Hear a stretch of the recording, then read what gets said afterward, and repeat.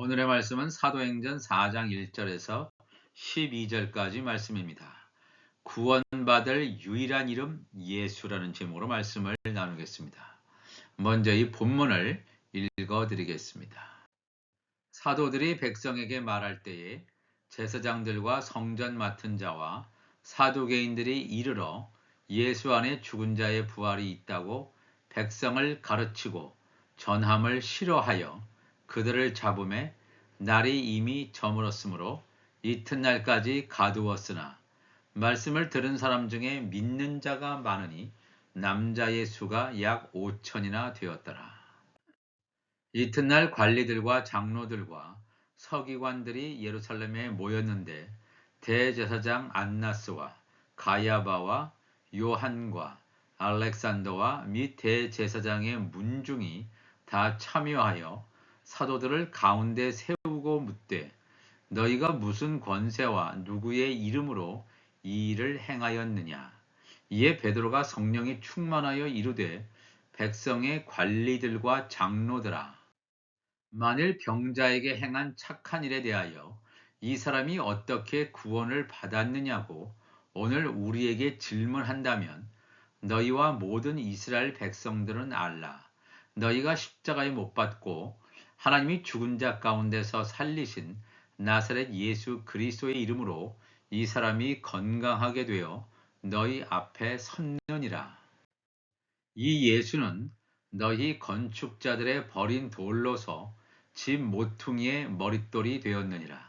다른 이로서는 구원을 받을 수 없나니 천하 사람 중에 구원을 받을 만한 다른 이름을 우리에게 주신 일이 없음이라 하였더라.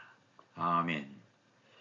구원받을 유일한 이름 예수라는 제목으로 잠시 말씀을 나누겠습니다. 지금으로부터 2000여 년 전에 이 메시아를 기다려왔던 이 사람들에게 예수라고 하는 이 그리스도가 초림으로 역사적으로 이 땅에 오시게 됩니다. 이제 믿음의 사람들은 다시 오실 예수, 다시 오실 만왕의 왕 예수 그리스도의 재림을 학수고대하고 있습니다. 예수의 다시 오심을 기다리며 대강자를 맞이하는 우리의 심령밭에 성령의 기름 부음이 충만하시기를 기원합니다. 예수의 다시 오심은 세상밭에서 선택함을 받아서 하나님께서 정하셔서 창세전에 이미 정하신 대로 하나님의 열매로 연그러져 가는 의의 열매들을 거두기 위함입니다. 하나님 나라의 열매들이 그들의 본향인 하나님의 나라로 돌아가기 위해서는 반드시 부활이라고 하는 놀라운 몸의 변화를 거쳐야 합니다. 이 땅에서 예수님께서 계실 때 하나님의 나라 메시지만 전파하신 것을 기억할 것입니다. 하나님 나라에 들어간다는 것은 몸의 부활이라고 하는 혁명적인 변화를 동반한다는 것을 잊어서는 안 될 것입니다.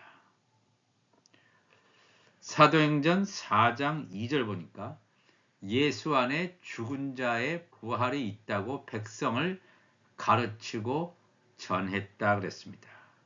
즉 성령 세례를 받고 비로소 예수님의 영적인 말씀에 영적인 눈이 뜬 사도들, 예수님의 제자들, 그들의 입에서 나오는 메시지는 뭐냐 하면 예수 안에 죽은 자의 부활이 있다. 이것을 백성들에게 가르쳤고 선포했다는 것입니다. 다른 쓸데없는 얘기를 한 것이 아닙니다. 하나님의 나라, 또 부활, 이것을 온전히 사도들이 증거한 것을 보게 됩니다. 예수 안에 감추어져 있는 이 부활을 담대하게 전파하기 시작합니다. 예수님이 돌아가셨을 때 예수님의 빈 무덤 사건에서 보여지듯이 유대의 종교 지도자들은 예수의 무덤을 지키고 있던 로마 병정에게 뇌물을 주므로 예수의 부활이라고 하는 이 진리가 세상에 알려지지 못하도록 거짓 선동을 하는 것을 성경은 기록하고 있습니다. 오늘날도 거짓 선동을 하는 세력들이 얼마나 많은지 모릅니다. 예수의 부활은 땅에 속한 제단인 헤롯 성전에서 종교 행위를 하고 있는 유대 종교 지도자들의 종교적인 기득권을 붕괴시키는 엄청난 사건이기 때문에 그렇습니다. 진리를 손바닥으로 가릴 수 없듯이 예수의 부활은 수많은 증인들의 증언으로 역사적 사실로 이미 견고하게 인정되어 왔습니다. 예수 부활 사건. 사도행전 4장 1절에 사도들이 백성에게 말할 때에 제사장들, 성전 맡은 자, 즉 성전 경비대장이죠. 성전 경비대장과 사두개인들, 이들은 바로 종교 지도자들입니다. 땅에 속한 교회라고 볼 수 있습니다. 제사장들, 성전 경비대장, 사두개인들이 이르러 이 제자들이 부활 사상을 증거하고 있는 것을 몹시 싫어했습니다. 너무나 싫어했습니다. 그래서 그들을 잡음의 날이 이미 저물었으므로 이튿날까지 가두었다 그랬습니다. 예수 안에 죽은 자의 부활이 있다라고 하는 것은 예수의 부활로 끝나는 것이 아니라 예수를 믿는 자들에게도 동일하게 죽은 자의 부활이 있음을 증거하는 말씀입니다. 땅에 속한 제단인 헤롯 성전에서 종교 행위를 해오던 거짓 선생인 종교 지도자들은 예수 부활을 외치는 자들을 감옥에 가두는 초강수를 두지만 진리는 가두어지지 않는다는 것을 그들은 모르고 있는 것 같습니다. 디모데후서 2장 9절에 사도 바울은 이렇게 증거하고 있습니다. 복음으로 말미암아 내가 죄인과 같이 매이는 데까지 고난을 받았으나 하나님의 말씀은 매이지 아니하니라. 하나님의 말씀은 전 열방에 그대로 퍼져 있습니다. 예수 그리스도를 믿는 사람을 핍박하는 저 북한 땅에도, 하나님을 대적하는 수없는 지역에도 하나님의 말씀은 매이지 않고 여전히 그 땅에도 살아서 역사하시는 것을 우리는 이미 증거를 보고 있습니다. 이렇게 예수 부활을 증거하는 사도들을 핍박하고 감옥에 가두고 그런 일들이 있었지만 상황은 놀랍게 하나님의 역사의 증거를 나타내고 있습니다. 사도행전 4장 4절 말씀 보니까 말씀을 들은 사람 중에 믿는 자가 많으니 남자의 수가 약 5천이나 되었더라 그랬습니다. 이 놀라운 사실은 말씀을 들은 예수님의 지체들, 사도들을 통해서, 그들의 입을 통해서 하나님의 나라와 부활이 증거되고 있는데 그 말씀을 들은 모든 자들이 다 예수 부활을 믿은 것은 아니라는 것입니다. 예수 안에 있는 죽은 자의 부활을 믿은 자들, 말씀을 들은 사람들 가운데 믿는 자가 있다고 했습니다. 말씀을 들은 사람들 중에 믿지 않는 자도 여전히 있었음을 성경은 증거하고 있습니다. 말씀을 들은 사람 가운데 믿는 자를 우리는 뭐라고 여기서 말하냐면 남자라고 증거합니다.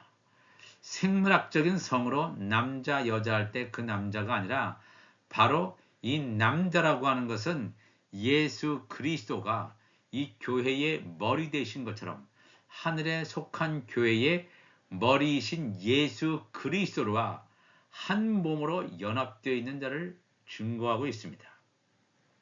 고린도전서 11장 3절을 다시 참고해 보면 그러나 나는 너희가 알기를 원하노니 각 남자의 머리는 그리스도다. 하늘에 속한 교회의 머리는 그리스도예요.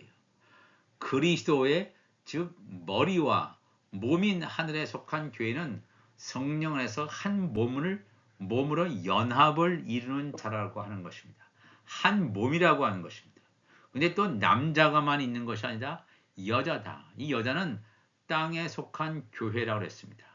땅에 속한 교회의 머리는 예수 그리스도가 아닙니다. 땅에 속한 교회의 머리는 남자다. 즉 하늘에 속한 교회가 이 땅에 속한 교회의 머리라고 하는 것은 하늘에 속한 교회인 이 남자가 땅에 속한 교회인 이 여자에게 이 천국 복음을 나누어 주어야 됩니다. 전파해야 됩니다. 하늘에 속한 교회가 증거하지 않으면 땅에 속한 교회 가운데서 야곱의 남은 자들이 구원받을 수 없음을 성경은 정확하게 증거해 주고 있다고 하는 것입니다.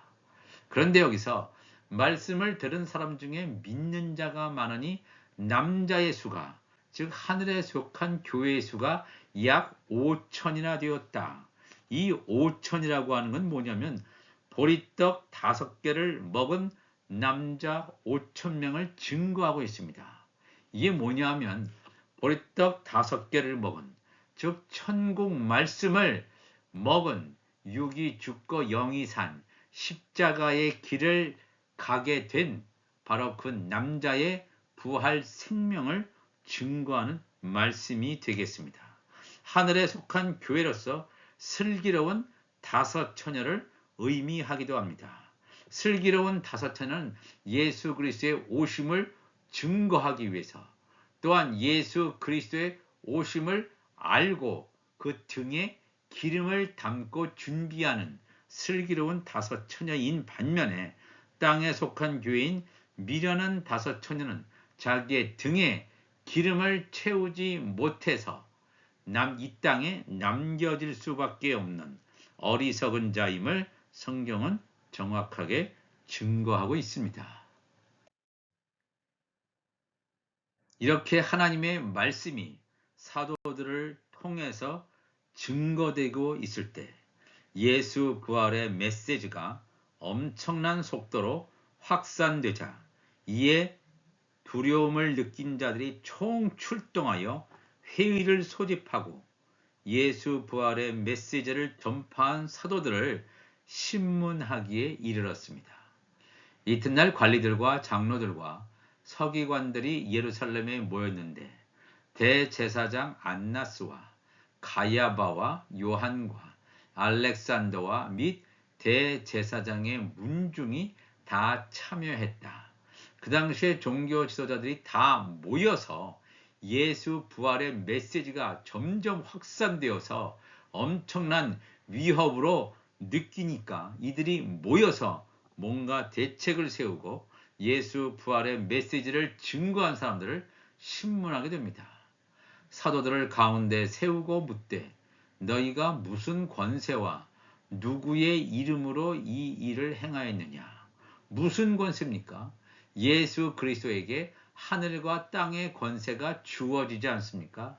그러면 예수 그리스도와 성령 안에서 한 몸으로 연합을 이루는 이 베드로와 요한 같은 예수님의 지체들에게도 이러한 철장 권세, 하늘과 땅의 권세가 그대로 이어짐을 우리가 이 성경을 통해서 보게 됩니다. 다른 권세가 아닙니다. 예수님께서 가지고 계신 그 권세, 만물을 다스리는 놀라운 권세가 베드로에게 있음을 우리가 알 수가 있습니다.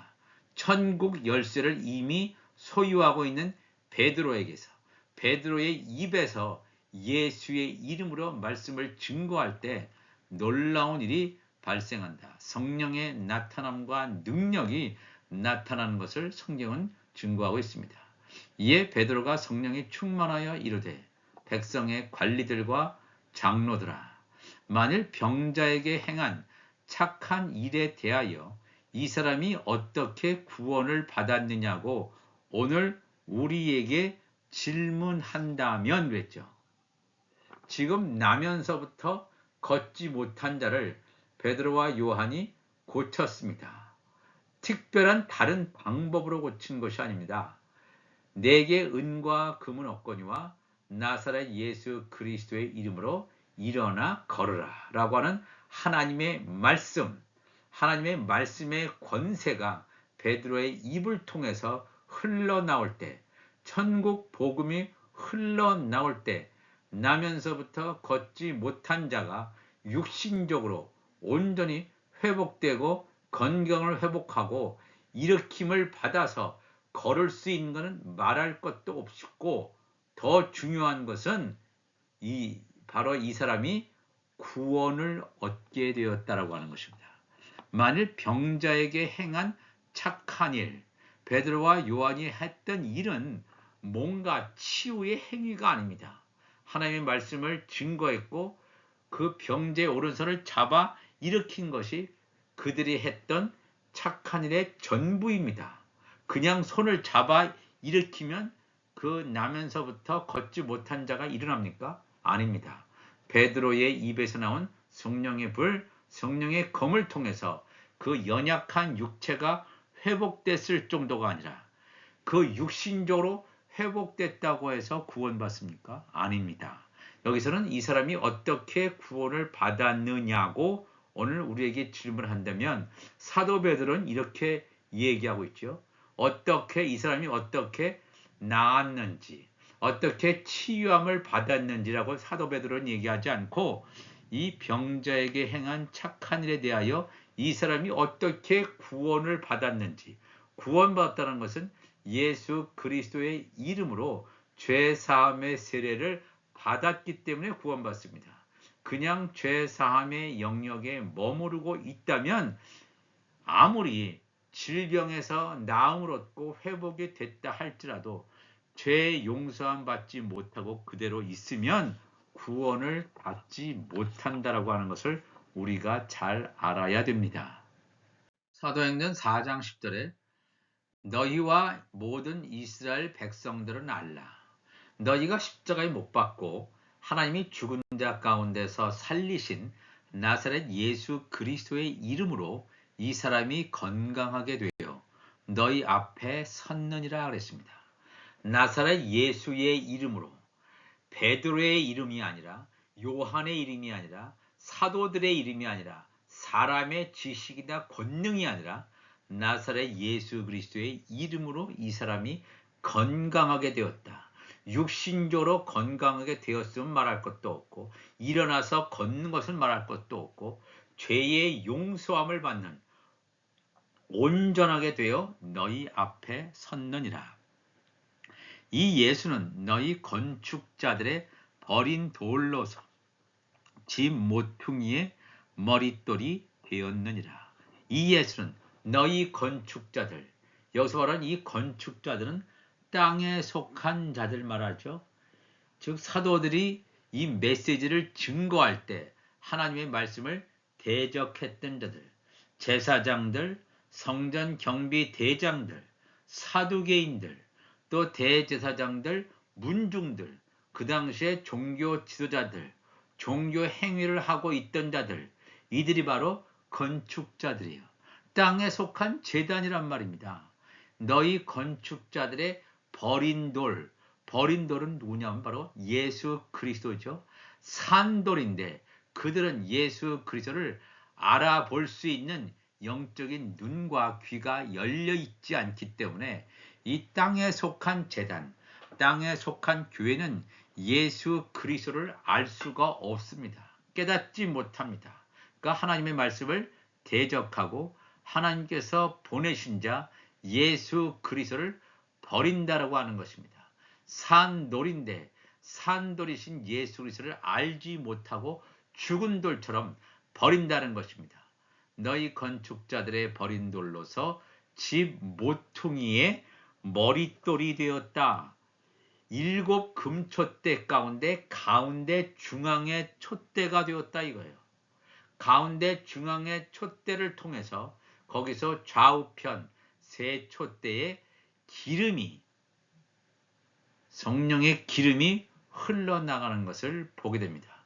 복음의 공동체에게 또 율법의 공동체에게 우편 세 촛대, 좌편 세 촛대에게 기름이 흘러 들어감으로 말미암아 좌우편 24보좌가 완성되는 새 예루살렘 성이 완성되는 집 모퉁이의 머릿돌이 되신 분이 바로 산돌이신 예수 그리스도인데 땅에 속한 제단, 땅에 속한 교회가 보기에는 전혀 이해할 수 없으니까 버린 돌로서 간주한다는 것입니다.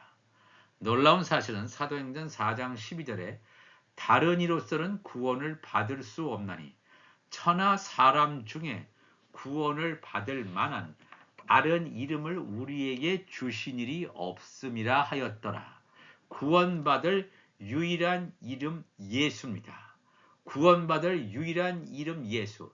예수의 이름 이외에는 구원받을 수 없는데 이 명백한 진리를 허물려고 종교다원주의도, 즉 예수 그리스도만으로 구원 얻을 수 있느냐? 아니다. 다른 종교에도 구원이 있다라고 하는 헛소리, 거짓 선동을 하는 종교들이 얼마나 많은지 모릅니다. 사단의 미혹을 하나님께서 허락하시는 이유는 선택받지 못한 자, 창세전의 어린 양의 생명책에 기록되어 있지 못한 자, 그리고 다른 생명책에 기록되어 있지 못한 자는 이 사단의 미혹을 받을 수밖에 없고 예수 이외에 다른 곳으로 구원받을 수 있다라고 하는 허무맹랑한 거짓 선동에 넘어가서 멸망당한다는 사실을 우리가 깨달아야 됩니다. 구원받을 유일한 이름 예수 이외에는 없습니다. 예수 이외에 다른 것이 있다. 이게 다 거짓말입니다. 거짓 선동을 한다는 사실을 우리가 기억하시고 오늘도 우리가 이 말씀을 통해서 이 사도들처럼 학문이 없는 사람처럼 보이지만 성령 세례가 임했을 때 용기 있게 담대하게 모든 사람들 앞에서 천국 복음을 증거한 것처럼 이 마지막 때에 성령이 말하게 하심을 따라 말씀을 증거하는 성령의 기름 부으심이 충만한 우리 모두가 되시기를 주 예수 그리스도의 이름으로 축원합니다. 다 같이 기도하시겠습니다. 하나님 아버지 감사합니다. 오늘도 우리가 이 말씀을 나누었습니다. 이 말씀을 통해서 우리가 온전하게 하나님의 나라와 하나님의 의를 깨닫고 그 말씀대로 순종하며 나아갈 수 있는 우리 모두가 되게 하여 주옵소서. 구원받을 유일한 이름 예수 그리스도, 이 예수 그리스도를 온전히 따라감으로 말미암아 예수님께서 하신 말씀이 내 안에 온전히 채워져서 그리스도의 의의 옷으로 나의 세포 하나하나가 온전하게 채워지게 하여 주옵소서. 우리 주님 감사하며 거룩하신 예수 그리스도의 이름으로 기도하옵나이다. 아멘.